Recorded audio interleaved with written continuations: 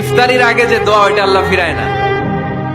ইফতারি করার আগ মুহূর্তে আমরা যে পেঁয়াজু, আলুর চপ, বেগুনি, হ্যাঁ এগুলো খান আপনারা? রুয়াবজার শরবত খান নাকি? এই যে সাজায় রাখা হয় ডিজাইন করে, এইগুলো রেখে যখন দোয়া করেন, এই দোয়াটা আল্লাহ শুনে খুব। আল্লাহ বলে, কিরে ফেরেশতারা ঘটনা কি, এত খাবার কেন? আল্লাহ রোজা রাখছে, কি চায়? আল্লাহ ক্ষমা চায়। তো খায় না যে তৃষ্ণার, তো আল্লাহ আপনার ভয়।